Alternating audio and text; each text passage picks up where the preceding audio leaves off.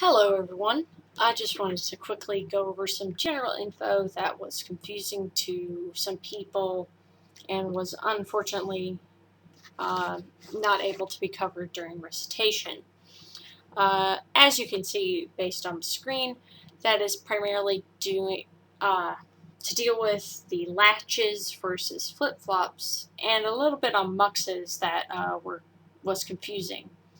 So the difference between a latch and a flip-flop is that a flip-flop is an edge-triggered latch.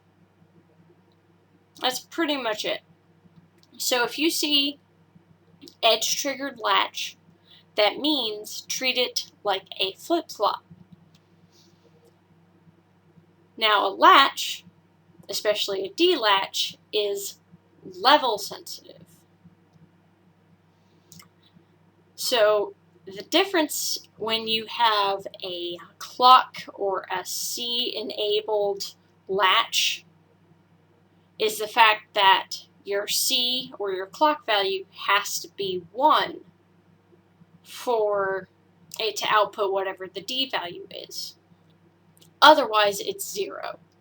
So during the fall times or during the 0 parts of your clock cycle, it'll be 0, your output. Other than that, it is based on the level of the D value. But the D flip-flop, however, whatever the D value is on the clock edge that you are interested in, whatever that D value is, that is what your Q value will be until the next edge that you're wanting to look at. In this case, in typical cases, that's the positive or rising edge. And then at that next edge, you'll look at the D value again and see what it is. So, those are the primary differences. I just wanted to state that. Also, if you see edge triggered or you see flip-flop and the type of edge isn't specified, it's generally assumed that it's the positive or rising edge.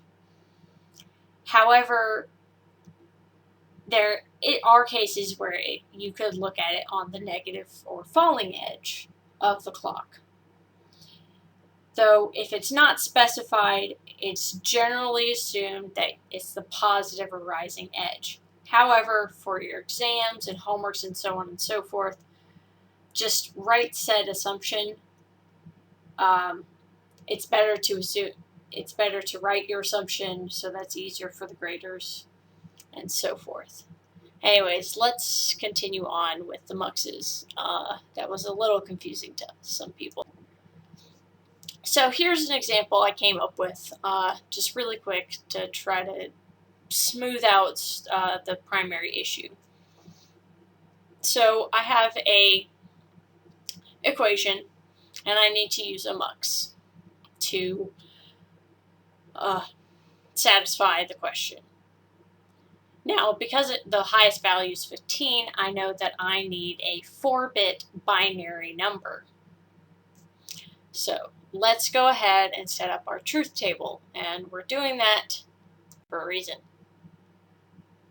Okay, so here's the truth table of that equation, and you can double check to make sure it's all right and such.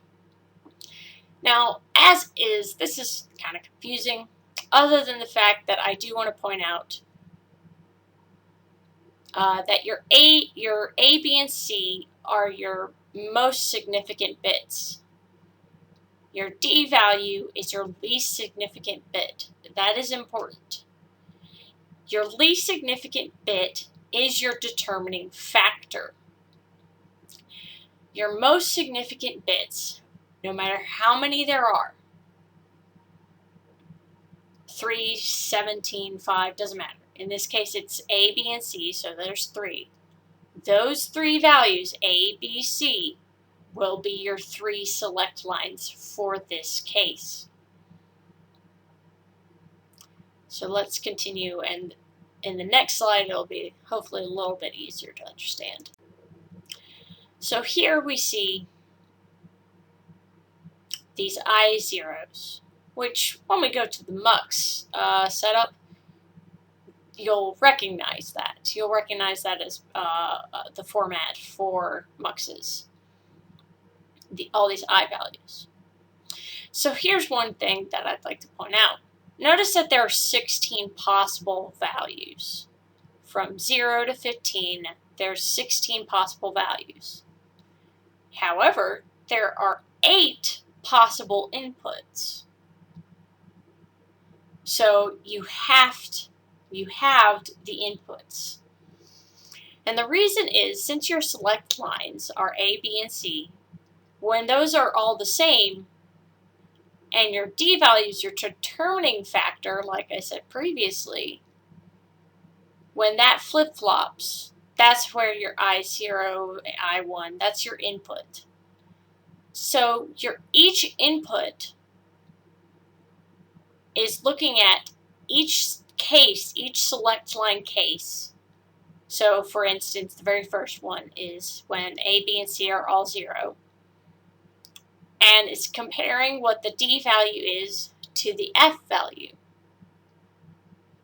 So in this case, my D value, my determining factor, my least significant bit, is 0, and F is 0. When it's 1, F is 1. So for this I0, for this input, for my very first input, when A, B, and C are 0, which is 0 in numbers, that's when my input will be D. And we'll go through this a little bit more. But if you look at I1, when A and B are 0 and C is 1, so the integer value or decimal value is 1, so I sub 1. When D is 0, F is 1. And when D is 1, F is 1. So it's always 1. Which means I can just put a 1 at the input. And then you can go through each one of these cases.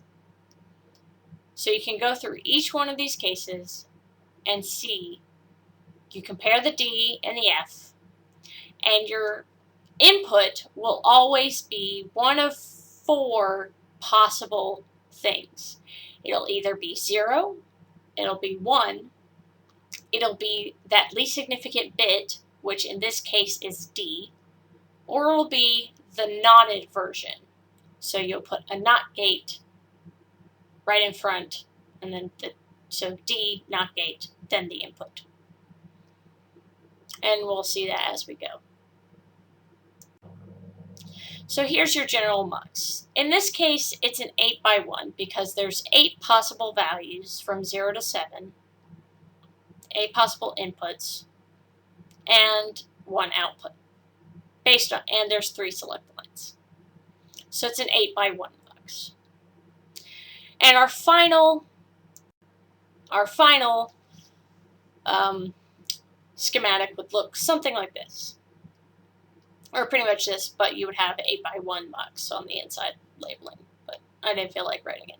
So, whatever. Anyway, so as you can see, so based on what I said in the other slide, I0, here it's D. And so here we can know that the F value is always 0, whether D was 0 or 1. It was always 0. Here, from so for I4 and I2 and I6, that's what I was pointing at, sorry. But for I5, that's the only one that we haven't gone over. So for I5,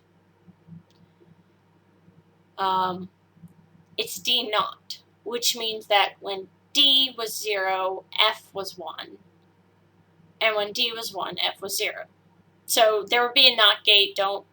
Please don't on the exam or on a test, like, don't put D prime. Please put a NOT gate in here. I just didn't want to draw it, or it's also, anyways, you guys understand. So those are the basics. I just wanted to make sure that I covered that. If this is still confusing, please let me know. And I just wanted to make sure that I went over that and was able to at least get this information out to those people who weren't able to make office hours, or we're still confused because we weren't able to cover it during the previous recitation. But thank you guys for watching / listening, and hope you guys have a great study session before your exam. All right, bye bye.